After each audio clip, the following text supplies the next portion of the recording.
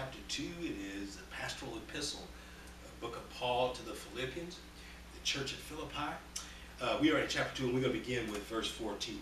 Do all things without grumbling and disputing. I could stop right there, couldn't I? So that you will prove yourselves to be blameless and innocent, children of God, above reproach in the midst of a crooked and perverse generation, among whom you appear as lights in the world, holding fast the word of life, so that in the day of Christ I will have reason to glory, because I did not run in vain, nor toil in vain.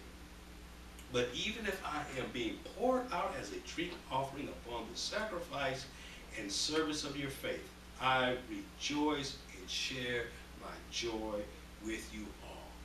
You too, I urge you, rejoice in the same way and share with me.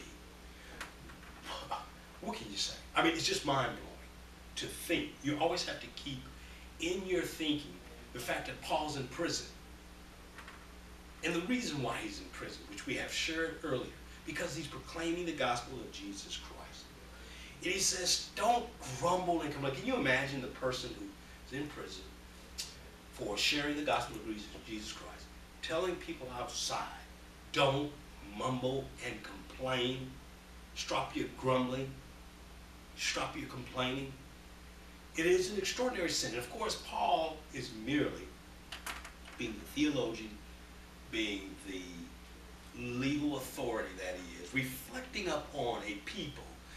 As we know, the depth of the Old Testament cannot be appreciated without the Old Testament. A people who were blessed, who just simply complained and groaned, and you have to be so careful about complaining and groaning. And I love at the end of this passage that we read, he says, I rejoice and share my joy with you all, though I'm poured out as a drink offering upon the sacrifice in service of, you know, the Old Testament, again, those are references to the different types of offerings that are found in one was called the drink offering, and it was poured out over the altar. I mean, if you can imagine, you know, this desk here, when something pours, it just spills everywhere and gets down to the lowest common denominator and finally evaporates. And that's what the drink offering was all about.